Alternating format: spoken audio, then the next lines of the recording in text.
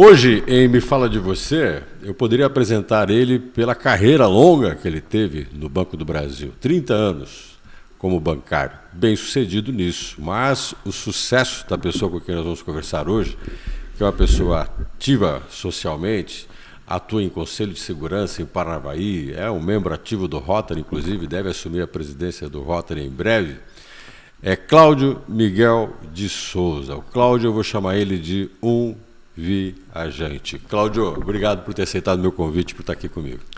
Professor Gilson, é uma honra, né, estar aqui. Desculpe a demora, né? Porque, inclusive, eu estava viajando, exatamente. E é uma honra estar aqui e a gente poder falar sobre viagem, que é um dos assuntos que eu mais gosto, que me empolga mais, né? E até já vou pedir desculpas antecipadas que de repente podemos entrar em algum assunto e eu posso extrapolar. Fica tranquilo. Porque é um assunto realmente que, inclusive antes aqui nós já estávamos vendo que um assunto puxa outro e já vai eu estava conversando com o Cláudio, até eu queria dividir isso com vocês. O Cláudio, claro, viajar, todos nós gostamos de viajar, de vez em quando a gente gosta de sair, tirar férias. Mas o Cláudio tem nisso um hobby. O Cláudio tem nisso uma paixão. A gente percebe pela forma como ele conversa, é uma coisa que está na vida dele e é importante para ele, é importante para você. E você trabalhou muitos anos como bancário, isso é uma carreira longa no Banco do Brasil, se aposentou. A pergunta que eu acho que todos nós queremos fazer para você, como é que a viagem pegou tão forte em você assim? Na verdade, quando eu comecei a viajar, não era comum entre as pessoas, né? As pessoas, principalmente a gente do interior, né? Quando foi isso, Cláudio, que você começou essa sua jornada aí pelo mundo? Foi meio sem querer, porque o meu irmão um dia falou assim, tinha uma cobrança para fazer para uma pessoa perto de Foz do Iguaçu, né? Inclusive a Itaipu estava começando, no ano 1975. Vamos fazer uma cobrança lá e tal, e depois a gente dá uma passeada. Falei, beleza, vamos embora. Chegou lá, resolvemos ir para Assunção, né, no Paraguai. Foi minha primeira viagem, porque as pessoas vão falar, você conhece algum país? Conheço, Paraguai. Quantos anos, Cláudio, você tinha nessa época? Tinha 18 anos. Já estava no Banco do Brasil? Não, ainda não estava no banco, né, e eu entrei um ano depois. Estava começando a aprender a dirigir, que o outro meu irmão quase infartou, porque me botaram para dirigir na estrada e eu não tinha experiência. Essa viagem nós fomos de veículo, de carro, né? E aí fomos até Assunção. Aí o pessoal mais antigo aí vai lembrar que até tinha uma cantora antigamente paraguaia chamada Perla, né? E lembro. Nós fomos num restaurante lá em Assunção e a irmã dela estava cantando. A irmã dela cantava também. Cantava também no restaurante. E é interessante que o ano passado a gente tentou voltar a Assunção, porque na verdade já fazem muito tempo, né? 25, já fazem 50 anos praticamente que a gente não vai a Assunção e todo mundo recomenda, uma capital relativamente barata. Mas eu não voltei depois disso. Mas você tem vontade de fazer essa viagem de voltar ao começo, de ir lá, de repente fazer uma espécie de um marco por ter sido no lugar? Sim, não, claro, com certeza. Inclusive nós íamos fazer o ano passado, nós íamos fazer de carro novamente, uma viagem pelo norte da Argentina, né, a região de Salta, e a intenção nossa era ir de carro. Mas depois nós vimos que era uma região muito pesada, que o meu carro não é um 4x4, que não daria. Então nós fomos de avião e alugamos um carro nessa região para fazer as montanhas lá da região de Salta. Cláudio, dessa viagem em Assunção, como você mesmo disse, meio por acaso, um convite, de repente você foi, como é que isso virou uma paixão? Porque do acaso à paixão, alguma coisa aí dentro de você mexeu que você fala, pô, eu preciso viajar. Primeiro, exatamente a questão da cultura, né? A gente se divertia muito, porque em Assunção, não sei como é hoje, mas antigamente é o seguinte, quem buzinava primeiro tinha preferência. Era um inferno, né? Você vê, e assim, o meu irmão se divertia muito com isso daí. Aí buzinava e entrava. Tem que ser rápido. Tinha que ser rápido e tal. Então, são culturas que você... Na estrada a gente via situações, por exemplo, aqui hoje para você ultrapassar, né? Você está indo na via, você passa à esquerda e você entra e volta para a direita. Lá era diferente, que os caminhões, você vinha, o caminhão via que não tinha outro veículo, ele passava para a esquerda e você continuava até o teu rumo, você não ultrapassava o carro. Eles faziam isso aí, sabe?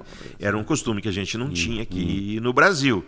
Do caminhão, se você ir para ultrapassar o caminhão vai para a esquerda e você segue teu caminho. Você está entendendo? Até e aí, depois ele aproveitar, volta. vou aproveitar. Então são esse tipo de coisa assim que vai abrindo. Que te chama a atenção.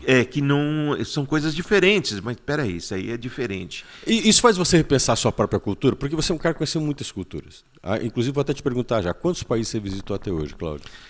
Pela minha contagem, apesar que existe assim alguma eu discuto algumas controvérsias de alguns amigos, né? Porque é o seguinte, tem pessoas que contam os países pelo número da ONU, né? Que são 193, mais 2 países membros observadores, que é o Vaticano, que eu conheço, e a Palestina, que eu não conheço. Então são 195 membros. E tem também a FIFA. A FIFA, elas são 211 países, né? E tem também uma situação que é o COI, as Olimpíadas, são 206 países. Tá. E tem uma outra situação que é internet, endereço de internet que representa o país. São 250 endereços de internet. Às vezes, dentro de um país, eles querem representar uma região e colocam como Você sonha em visitar todos? Meu sonho é visitar todos, mas eu sei que eu não vou conseguir. Tá, se você fosse visitar todos, você pegaria a FIFA, mas hoje, a ONU... hoje eu teria, então, pela minha contagem, né, que estaria mais próximo dentro dos países da FIFA, né, eu estaria com 107 países. 107. Aí você falou da cultura, que é uma coisa que chamou muita atenção. E quando a gente encontra culturas diferentes da nossa, a gente repensa a nossa própria cultura. Sim, com né? certeza. Porque a gente descobre que o que a gente acha que é natural, que todo mundo faz, não é bem assim. As pessoas são diferentes. O que mudou em você, com tantas culturas que você conheceu, o que você mais aprendeu com isso? Primeira coisa, quando você viaja, você aprende a ter paciência. Né? Você tem que ser paciente porque você não é o teu momento, é o momento dos outros e você está dentro, então você aprende a ter a paciência. Outra coisa, até antes de a gente começar a conversa aqui, eu falei para você de momentos culturais, de coisas que eu vi que em determinado momento dá uma tristeza de você ver que os homens estão destruindo, né? Ou às vezes a natureza você falou do Nepal, quem estava Exato, igual no Nepal, que é aquelas igrejas históricas maravilhosas de um colorido esplendoroso, né? Um terremoto destruiu. Questão de Palmira, na Síria, onde o Estado Islâmico foi lá e começou a destruir as ruínas, já eram ruínas e destruiu imagens que tinham de templos de milhares de anos, né? Então são coisas que nos deixa triste, né? Ou agora, né, na guerra da Ucrânia, que há pouco tempo que a gente visitou, e você vê cidades pacíficas de um povo super gente fina, povo super educado, respeitador, tudo, e você vê que as cidades deles estão destruídas, palácios que você viu estão destruídos, igrejas que você viu destruídas. Então, essa é a parte triste, né, de você, do conhecimento que você faz, do que você adquire e às vezes você vê destruído. Eu só não quero perder o Cláudio lá do começo. Sim, sim. Né? Vamos voltar para a nossa viagem em Assunção. Perfeito. E aí você começou a viajar. Quando que o bicho da viagem te picou? Não, mas logo em seguida, praticamente nessa época, a gente não tinha muitos recursos. Então, você sabe, toda viagem depende de recursos. Na década de 1970, 80, as coisas eram mais difíceis ainda. E nessa mesma época, vamos dizer assim, eu conheci a praia a primeira vez, numa excursão que eu organizei, que a primeira vez que um pessoal de Paranavaí foi para um Sesc de Caiobá. Então, quer dizer que ali também eu já vi que né, você conheceu o mar, você vê as coisas. Eu tive a oportunidade de levar a minha mãe, que nunca tinha visto um mar.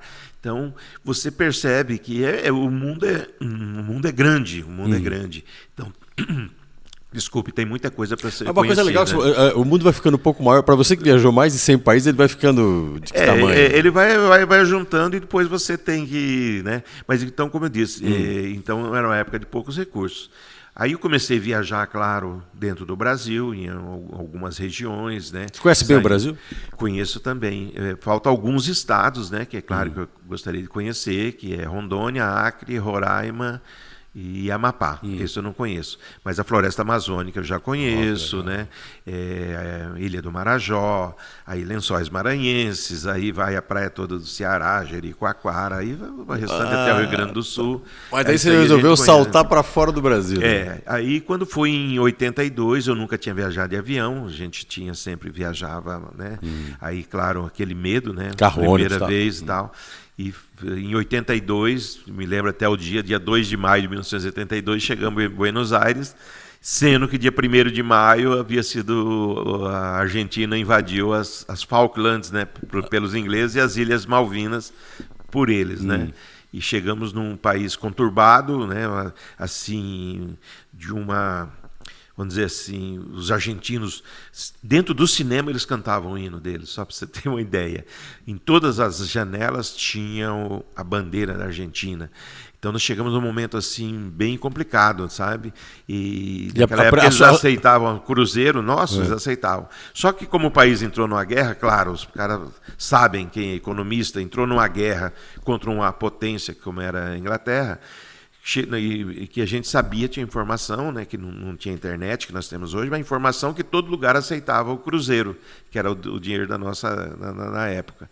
Só que o que aconteceu? Com a guerra, explodiu assim, os preços, os valores, e tinha lugar que não queria aceitar. E nós só tínhamos cruzeiro, não tínhamos $1. E aí? Todo lugar que chegava, o cara... Tem dólar, tem dólar, tem dólar? Não é em dólar. O cara já deixava a gente. Eu tenho cruzeiro, não quero trocar, né, com a moeda. E tinha lugar que passou a aceitar, lugar que passou a não aceitar, que o país virou um problema. Essa foi minha segunda viagem internacional. Nessa viagem, por exemplo, você sentiu que viajar é uma delícia, a gente quer se curtir, mas tem que estar preparado para a diversidade? Quando você falou da paciência, que na Argentina, que você encontra resistência, as coisas mudam. De repente as coisas mudam porque você não controla. Numa situação que você não tem controle, né? Que você vê, eles invadiram uma situação e aí começou uma guerra, né? Que eu tive, inclusive, o ano passado agora, no final do ano, tive a oportunidade de visitar as Malvinas, vi o cemitério, né? Onde que os soldados morreram, vários lugares com homenagem, né? Para os soldados que lá morreram. E é um lugar diferente, né? Que, só para você ter uma ideia, a ilha tem 3.500 habitantes. Você conheceu a ilha? Conheci a ilha, as Malvinas. Pelo lado argentino e Falklands pelo lado dos ingleses, né? E só para você ter uma ideia, eles têm 1.000 soldados estacionados direto lá, né? Para evitar que os argentinos pensem... Porque os argentinos... Até hoje eles sabem, a primeira coisa que eles aprendem na escola, não sei se você sabia disso, é que Las Malvinas são argentinas. Las Malvinas são argentinas. Então, é um mantra que eles têm e que eles perseguem. Então, os ingleses também não podem parar com, né, falar assim, não, está tranquilo, que a qualquer momento pode, ainda mais com um novo presidente. Eu sei que na Argentina, a gente fala dos argentinos porque é uma questão de rivalidade e tal, mas você viajou muitos países. Sim. Você viajou países na África, na Europa, na Ásia, na América. Existe, em algum momento você encontrou dificuldade por ser brasileiro? Quando eu falei da Argentina, mais porque eles estavam no nacionalismo e tal, e você era um brasileiro na Argentina, mas... Não, mas os argentinos tratam gente muito bem também, não tem... E nos outros países você percebeu alguma coisa por ser brasileiro ou não? Não, pelo contrário, eu tenho várias experiências assim, fantásticas por ser brasileiro, de abrir a porta. E eu tenho uma condição, eu sempre viajo com uma bandeira do Brasil. E quando a gente aluga carro, eu coloco a bandeira em um local de destaque para eles saberem que a gente é brasileiro. E eu tive várias situações, por exemplo, Cuba, né? A gente alugou um carro, uma caminhonete, e normalmente quem aluga esse tipo de carro é americano. E Cuba é um país militarizado, né? Tem muitas barreiras, né? Certo. Então você andou tantos quilômetros, tem uma barreira. E o cara, a hora que viu uma caminhonete, ele, primeira coisa, imaginava que era americano, e americano, eles têm os problemas deles lá, né? De embargo, já tratam de forma diferenciada. Exato. Né? Aí o cara já chegava com um fuzil, né? Preparado, documento, passaporte, porque eles achavam que a gente era americano. A hora que eu apresentava aquele passaporte verdinho, né? Que é o brasileiro, cara encostava o fuzil no carro e vinha vamos conversar, perguntar de novela. Desculpa e tal, aí. Tá. Não, e tal, perguntar, sabe? Então, e teve outras situações. Nós tivemos na Ucrânia, numa cidade chamada Home, e a gente não sabia, né? E nós chegamos de tardezinha e pelo GPS indicava o nosso hotel, né? Que a gente reserva no dia anterior, reservava num lugar que nós não estávamos conseguindo localizar, só tinha uma porteira. Um sítio, uma porteira. Tipo, estou no endereço errado, vim parar no lugar errado. Falei, vamos tocar um pouquinho para frente para ver se a gente acha. Uma barreira policial, chegou todo mundo de metralhadora, assim, né, bem ostensivo mesmo. Aí eu, please, de speak English, né? Aí veio veio um soldado, tal, falei, please, Brasília, preciso o hotel, tal, está aqui. Aí o cara muito simpático, um soldado do exército ucraniano, né? Indicou, falou, pelo jeito deve ser para trás, né? Tal, em inglês é macarrônico, né? Mas tal, voltamos, conseguimos localizar o hotel, que realmente ele ficava ao lado do acampamento, um acampamento militar que tinha ali na Ucrânia. Mas não era uma região de guerra nem nada. A gente não sabia, mas tinha um acampamento militar com ambulâncias e tudo. Conseguimos achar o hotel que realmente o GPS indicou certo, que o hotel ficava no meio de uma mata lá, no local, nem tal. Quando a gente ia sair, vamos sair para jantar, os caras perguntaram se nós éramos judeus. Aí, não somos judistas. Não judistas. Ok, tá, beleza. Passamos na barreira, o mesmo policial veio, conversou comigo, né, novamente, perguntou se encontrou o hotel. Eu falei, ok. E eu falei, por favor, downtown, né? Ok, né? You're right, left, tal. Beleza, fomos para o centro. Quando chegar lá, nós vimos, tinha muito, mas muito judeu, sabe? Mas a gente não sabia por quê. Então, todo lugar que entrava no mercado, nós entramos, judeus e aqueles judeus mais que não moravam ali, mas estavam ali. Sim, mas a gente não sabia. Tinha uma quantidade muito grande de judeus, aqueles ortodoxos, aqueles que usam aquele, né, bem ortodoxo, bem...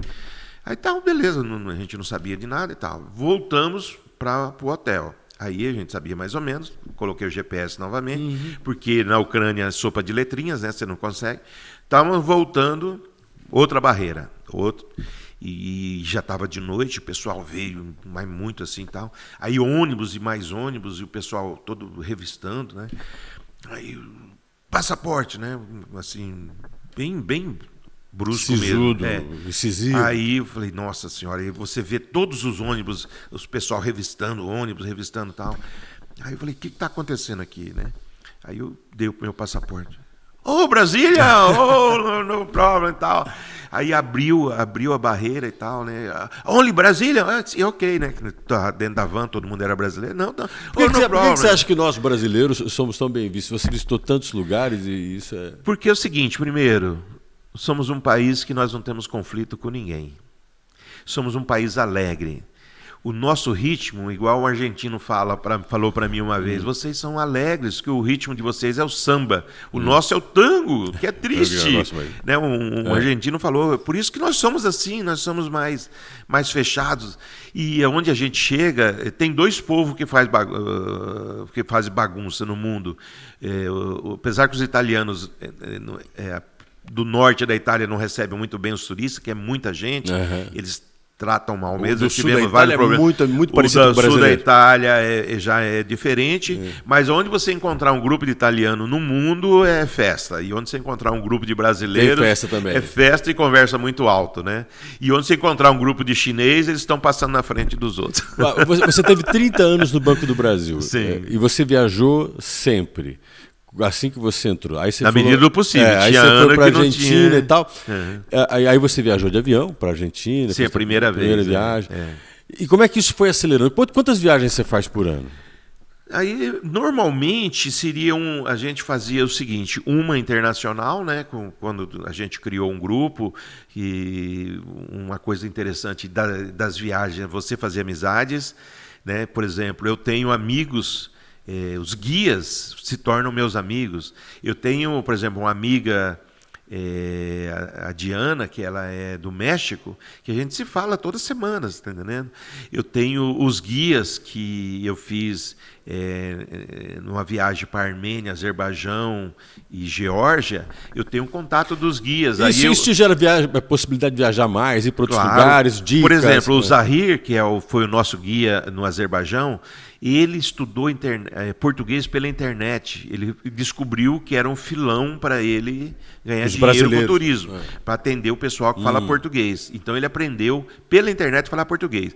Quando nós estivemos lá em 2019, que nós fizemos? Em 2021 vamos marcar Cazaquistão, Turcomenistão, Uzbequistão e Irã. Que ele falou assim, eu já fiz e é maravilhoso. Só que aí entrou a pandemia, nós não conseguimos fazer. Mas ele está em contato. O meu grupo agora... Você ainda não foi fazer essa viagem depois? Não fomos por causa da pandemia. E outra coisa, agora o meu grupo, por exemplo, eles têm um certo receio, né? E há pouco tempo aconteceu, a Rússia derrubou um avião do Uzbequistão, né?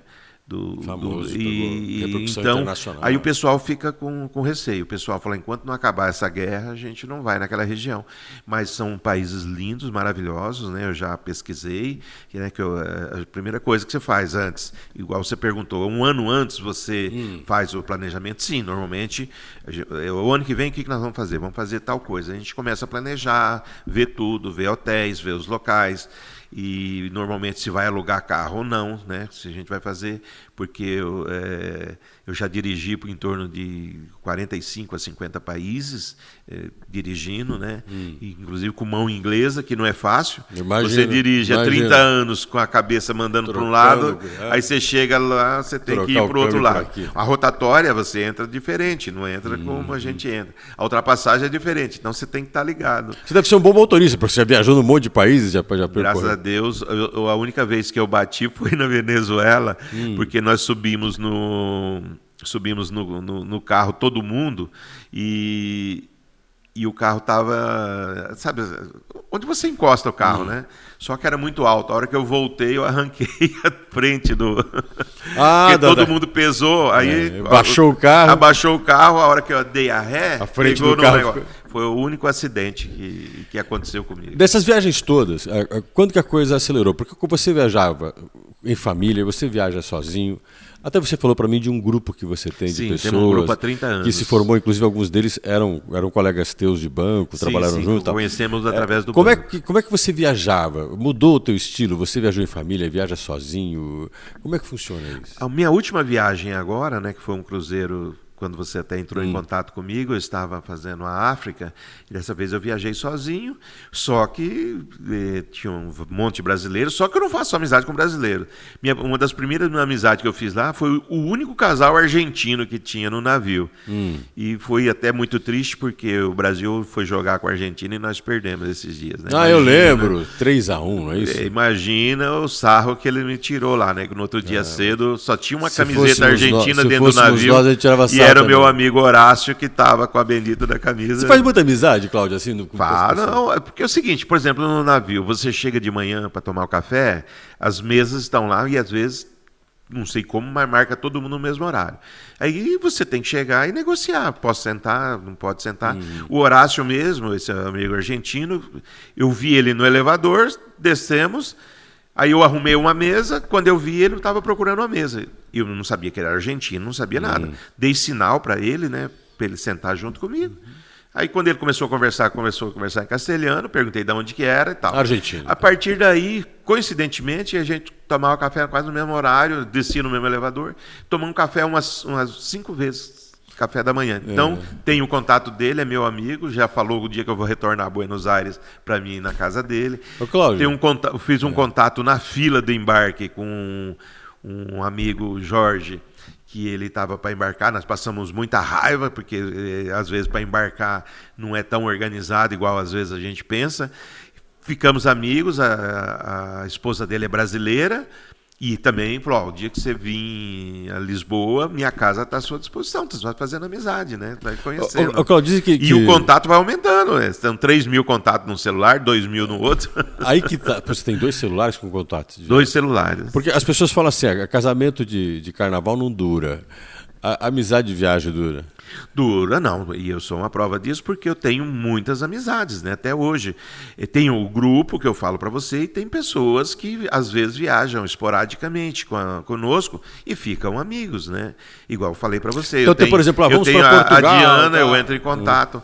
Sim, por exemplo, ontem eu estava... Essa última viagem eu fiz de navio, eu fiz sozinho, mas ontem eu entrei em contato com um amigo meu do Rio Grande do Sul, que nós fizemos Antártida no final do ano, para ver se ele topava fazer novamente uma viagem agora em novembro, que seria a Ásia.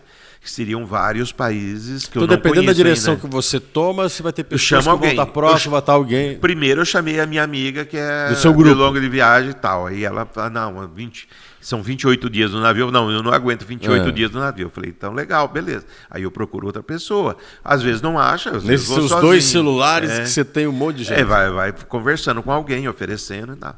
E nessa última viagem agora, porque você perguntou o que dá vontade de fazer. Houve um momento que eu queria fazer as 7 maravilhas do mundo, né? As 7 maravilhas do mundo. Foi escolhido pela internet e tal, não sei se você sabe quais são. E coincidentemente agora, eu fui para Cape Town, na África do Sul, e fui conhecer a Table Mountain, né? E quando cheguei lá, descobri que a Table Mountain é uma das 7 maravilhas do mundo natural. Aí eu falei, mas quais são as outras? Eu já tinha visto um momento... Cataratas do Iguaçu, acho que está em Cataratas do Iguaçu, Amazônia, Baía de Hailong no Vietnã, que eu já conheço, e agora conheço a Table Mountain. Aí fui pesquisar qual que eram as outras 3, que agora virou uma meta para mim, né, pessoalmente. Aí as outras 3 é a Ilha de Komodo, na Indonésia, uma ilha que, desculpa, eu não lembro o nome agora, na Coreia do Sul, mas já pesquisei, um lugar muito bonito, e um local nas Filipinas, Princess não sei o quê. Faz parte. E eu fui pesquisar o roteiro do navio, o que acontece? Esse local está dentro desse roteiro do navio. Falei, pronto, aí você fica doido. Agora só tem um problema, tem que arrumar o dinheiro para viajar. Mas transformou num novo sonho, que conhecer essas maravilhas. Como eu conheço todas as 7 maravilhas do mundo, eu quero conhecer também agora, se Deus quiser, né, e tiver oportunidade, conhecer as 7 maravilhas do mundo. Você estabelece metas, até quero juntar 2 coisas que você falou. Você estabelece metas, né? Vou visitar as 7 maravilhas naturais do mundo, vou visitar as 7 maravilhas do mundo. Aí você deve fazer seu organograma.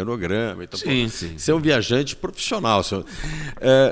A internet está aí agora para facilitar e você é uma pessoa super, super tranquila, super simples, um cidadão extremamente comum, com uma vida, né, financeira, como a grande maioria de nós. É possível planejar e conseguir? Sim. A viagem não é uma coisa para poucos? Não. Porque é o seguinte, uma situação, uma vez um amigo falou, você viaja muito e tal. Falei, eu viajo. Mas como que você consegue? Eu falei, primeira coisa, planejamento, né? Eu não posso sair e voltar falido, jamais. Eu tenho que planejar para ver se minhas condições, se eu não vou, vamos dizer, quebrar, né? Vou abrir falando, não adianta nada viajar, conhecer um país e voltar quebrado. Então, tudo tem que ser dentro de um planejamento, né? Que você tem que fazer. Ainda mais para você que nunca terá uma última viagem. A gente quer fazer mais. Mas esse amigo meu, ele tinha por costume, todo dia, sair e ir para um bar. Ele chegava lá, tomava 2, 3 cervejas, que é o normal, e um prato de salgadinho, né? Um salgado, uma mandioca, uma calabresa, um aperitivo e tal. Aí eu falei, quanto você gasta numa noite? Eu gasto tanto. Eu falei, vamos multiplicar isso aí. Talvez você não saia toda noite, mas sai por 20. Sai 20 vezes. 20 vezes tanto, dá tanto. Meu amigo, você paga uma viagem aérea para qualquer lugar. Só economizando. Exatamente. Aí você tem que fazer opções. Aí você fala assim, não, você não vai em nenhum bar. Eu vou num bar também. Você não deixa de Eu gosto de ir num restaurante, né? Como eu moro sozinho, normalmente eu saio para almoçar fora e tal, mas eu saio dentro de um limite. Eu não vou extrapolar aquele limite, eu não vou sair todo dia. Né? Então, por exemplo, um dia eu saio, outro dia não. Mas de certa forma... eu falo assim, aí eu digo para a pessoa, eu quero conhecer um local, falei, você vai conseguir. Você quer conhecer esse local, você vai conseguir. Planeja, você faz o seu planejamento. E eu ensinei muita gente Gilson, nesse aspecto, né? Tanto de por se organizar, ser bancário, poder... de se organizar, de dizer de onde procurar as informações, né? Que hoje está fácil. Hoje você pega a internet, você abriu aqui o Google, né? Perguntou, já está fácil. Você vai responder, vai te responder praticamente tudo, né? Eu não sei se eu estou exagerando, que eu falei no começo que eu não ia tentar exagerar. Não, nos mas está assuntos, ótimo, está né? adorando. Mas você planejou, você vai fazer. E eu acho que as pessoas estão gostando também. Eu espero. Eu espero que as pessoas planejem e vão fazer atrás dos seus objetivos. Isso aí vale, eu sempre digo, não vale só para viagem.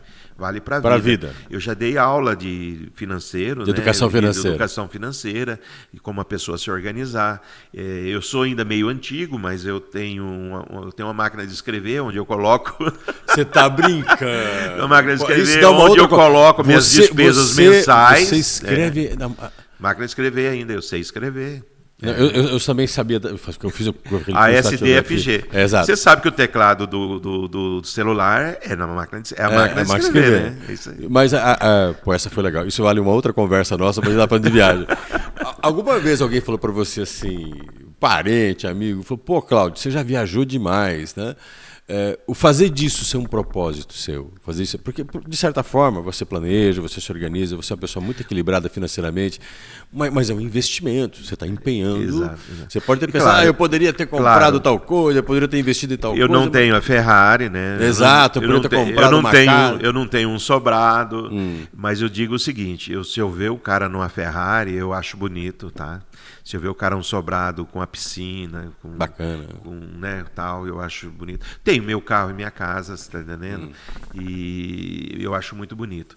Mas se o cara chegar assim, eu fui para tal lugar e eu não conheço. Você acha maravilhoso, mas eu quero. Eu tenho uma inveja deliciosa, não é uma inveja eu sei. Nossa, tomara que esse cara morra porque ele foi num lugar que eu não fui. Falo, eu vou conhecer esse lugar. O sobrado você fala legal, Ferrari legal, agora a viagem você fala. A viagem, aí dá aquela inveja gostosa de falar assim, não, um dia eu vou. É um pouco lá. Porque ninguém tira isso de você, Cláudio. É uma coisa que ficará com você. Não tira, exatamente, né? Porque se você tem um carro, em algum momento pode acontecer alguma coisa, você não tem mais o carro. Mas e eu tenho uma facilidade muito grande, Justo, de manter os nomes ainda, sabe? O nome dos lugares. O amigo nosso que nós tínhamos, o Mário, que infelizmente. Até queria falar, ele é daquele teu núcleo mais exato, próximo. Ele veio a falecer logo durante a pandemia, não por causa da pandemia, mas ele veio a falecer. Ele era um barato. A gente chegava, visitava um local, aí no outro dia falava assim: ô Mário, ontem nós estivemos naquele lugar lá, naquela cidade lá. Ele falou: que cidade? Ele esquecia. Ele não lembrava. Ele era de fotografar pouco, mas o que ele fotografava era muito. Ele fotografava bem e tal, mas não era, porque eu tiro foto de tudo, eu filmo tudo, né, e tal. Você deve ter milhões de fotos. Eu falo, minha sobrinha fala assim: tio, quem você vai deixar a sua herança? Eu falei: para quem ficar com as minhas fotos, que eu tenho milhares de fotos, né, do tempo. Infelizmente hoje já se revela pouco, né? Quantos anos viajando, Cláudio? Pensando desde 75 são 50 anos. 50 anos de 75 a primeira viagem, a segunda internacional em 82. E mais 100 países. Mas em 88 eu fiz uma para a Europa de 27 dias, conhecendo 9 países, né? Porque a Europa teve dia que a gente saiu de manhã de um país, cruzava mais 2 e chegava num quarto país, né? E assim, na hora do almoço, tão fácil que era de você passear, de você conhecer. Mas justo a gente falou bastante de viagem, mas as coisas mais saborosas, mais gostosas são as amizades que a gente faz, e além de conhecer... Tô louco pra te fazer uma pergunta. Pois não, por favor. Você falou de sabores das amizades. Até queria tocar nisso depois, porque eu queria falar desse grupo teu. Você acabou tendo um grupo de amigos mais próximos que também viajam. Você deve ter experimentado algumas comidas nesse mundo. Escorpião na China, bicho da seda, lhama no Chile, como é que é? Oh, meu Deus do céu. Na Noruega a gente comeu a carne de cervo, né? Carne de cervo.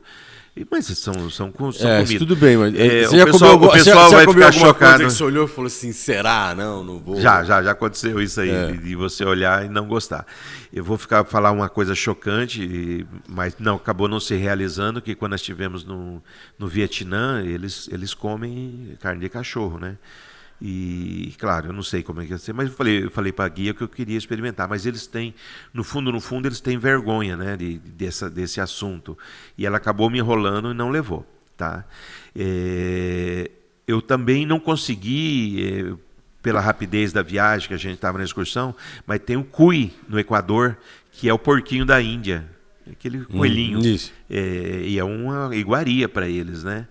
Mas eu não consegui comer, que não deu tempo, diz que o preparo dele é demorado e tal, não deu tempo, mas eu gostaria. Inclusive é muito caro, sabe? Muito caro. Aí tem o ceviche no Peru, sim. que é famoso. Que a gente come também. Exato, né? Que aí tem gente, porque é o peixe cru, né? Tem gente que não gosta, tem gente. Mas você vai experimentando. E dos hábitos, porque a gente estava comentando, a cultura dos países são diferentes, né? E a gente tem a nossa, e a gente estava até comentando no começo da nossa conversa. Eu já lembrei da Índia. Tá, fale para mim, da Índia, vamos lá. Você já entendeu minha pergunta, vai responder. Índia é loucura, tanto cultura quanto comida, porque você vai comer no restaurante internacional, você fala no chili, né? No chili, que é...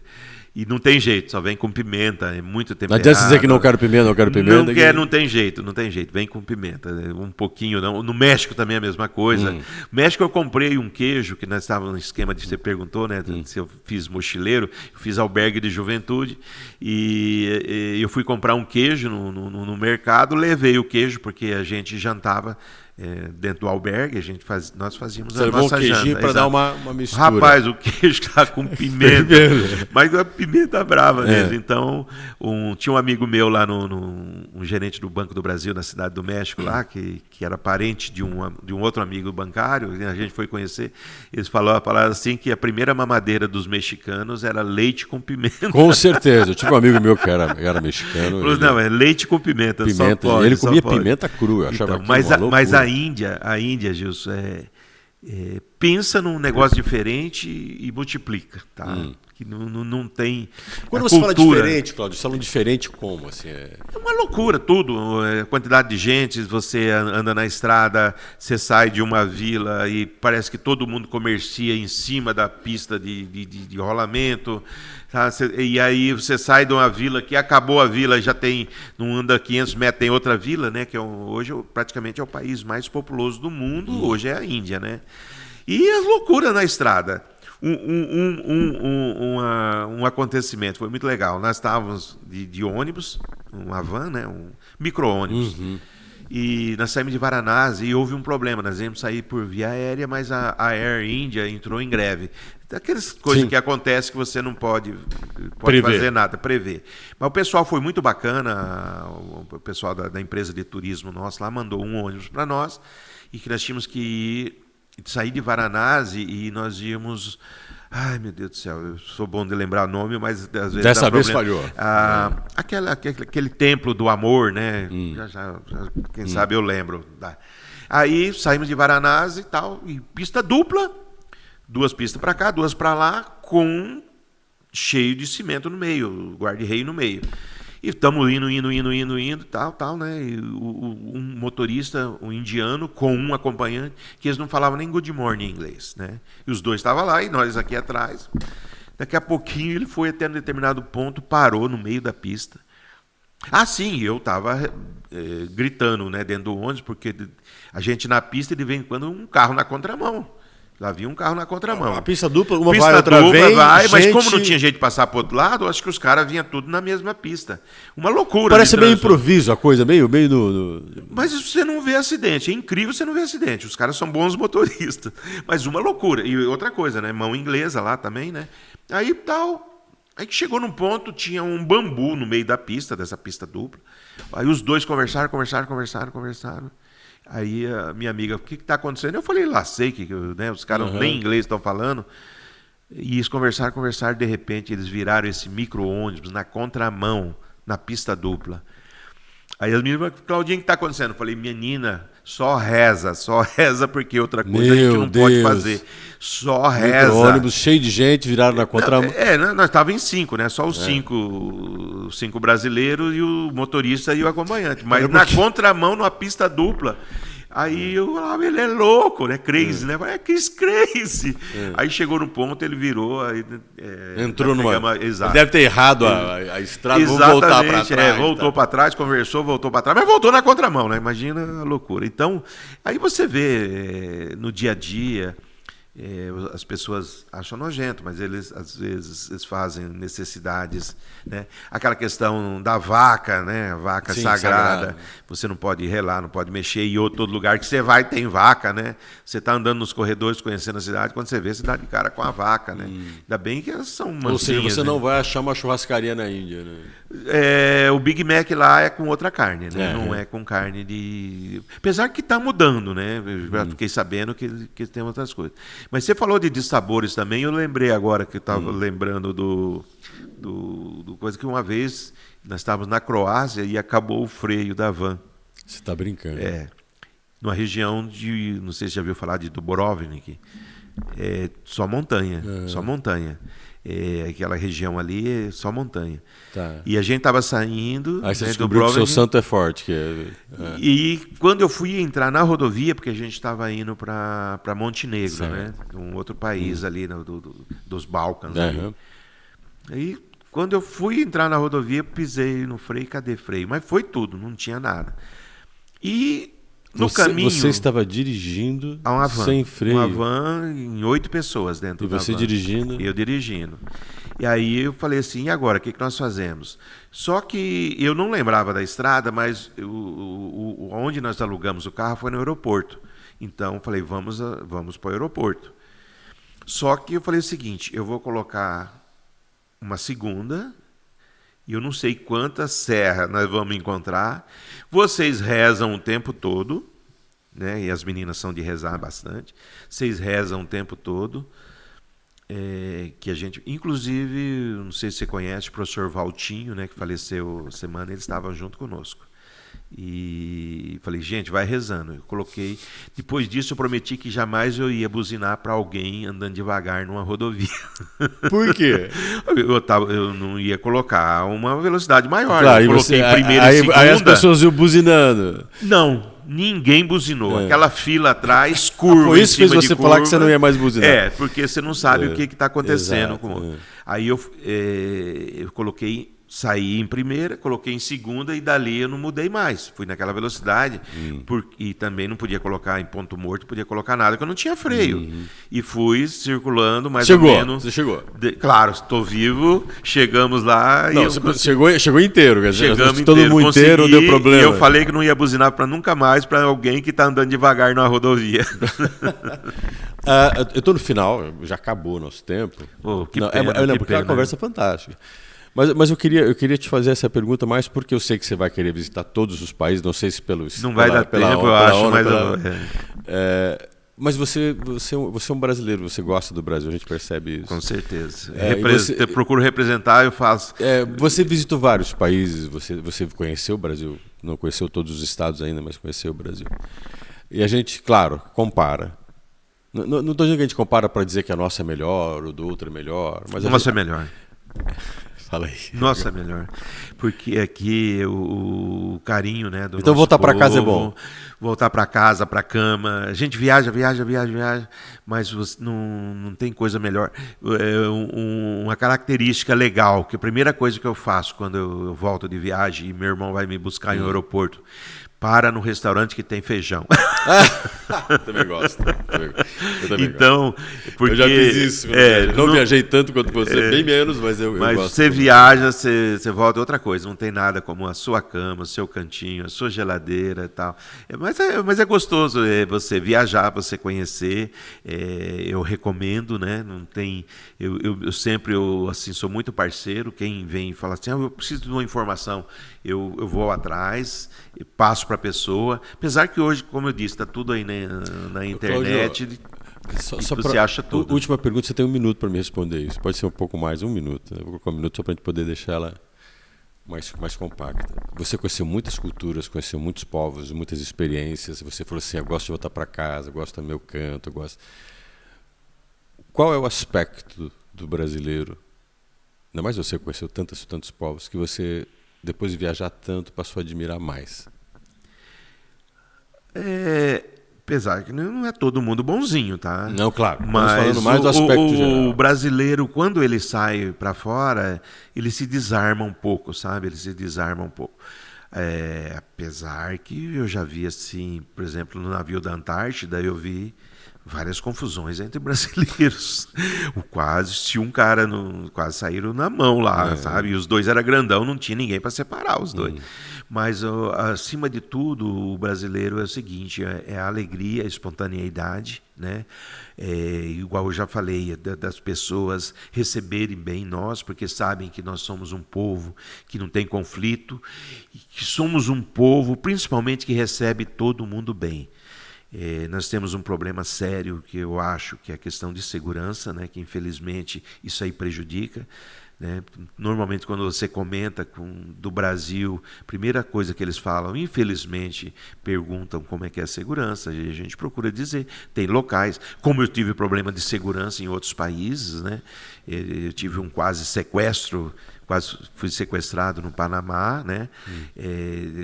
Tem situações de corrupção, de policial chegar e exigir de você ver situações com outros brasileiros de corrupção, né? Do cara querer tomar dinheiro do turista, né? E às vezes consegue. Então tem tudo isso daí. Ou tentar, igual na Venezuela, o cara queria tomar minha camiseta da seleção brasileira, queria levar de presente, me parou para tomar minha camiseta. Eu falei, não, mas só tenho essa. E eu ia representar, ele queria porque queria, quase não deixou eu sair. Mas é assim, mas acima de tudo, a alegria e a espontaneidade que o brasileiro tem nessas viagens. Para fechar, qual é a próxima parada do Cláudio? Talvez o segundo semestre Tunísia, estamos verificando, né, que é um sonho antigo do grupo, mais de 20 anos. E quem sabe que está mais próximo, Ásia, um cruzeiro de navio pela Ásia. Cláudio, obrigado. É uma honra conversar com você. Foi muito mais curtido do que eu pensava e dava para falar muito mais coisas, mas agradeço demais a tua presença aqui. Eu que agradeço a confiança, né? Pedir desculpa da demora, né? Que quando você estava entrou viajando. em contato, eu estava viajando e depois você estava mudando, né? Mas me coloco à disposição. Queria agradecer a Unifatesc, que é um parceiro em várias coisas aí. Gilmar, Daniel, são muito carinhosos, são amigos, jogamos bola junto, né? Jogamos bola juntos e são amigos, são parceiros. E queria dizer que eu tenho mais um amigo, que é você, Gilson. Uma honra. E me coloca à disposição. Me põe a sua listinha das dicas da viagem. Você nós é o cara. Estamos aí, tá? Então, queria agradecer a todos que estão vendo, que curtiram esses momentos. Muito bom. Espero que tenha sido outra. um aprendizado. E pedir desculpa, porque quando eu começo a falar de viagem, realmente eu me entusiasmo e às vezes extrapolo um pouquinho. E eu não sei se às vezes a gente acaba se tornando chato. Não, chato nada. Até queria encerrar com o Cláudio aqui, né? O Cláudio Miguel de Souza é uma pessoa que eu fiquei sabendo dele, até pelo professor Daniel, amigo em comum. O Gil, você precisava conhecer o Cláudio. O Cláudio é uma pessoa que viajou muito e tem muito conteúdo.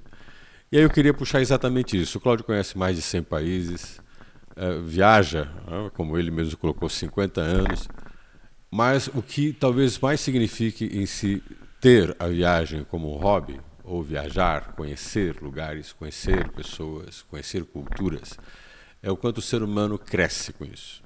Talvez viajar em si possa se viajar muito, mas crescer como ser humano é saber aproveitar a viagem. E o Miguel soube aproveitar todas elas. E ele dividiu um pouco disso com a gente aqui hoje. Então, se você quer viajar, tenha o espírito de viajante, que não é simplesmente conhecer os lugares, é aprender e crescer com eles. Mais uma vez, Miguel, muito obrigado.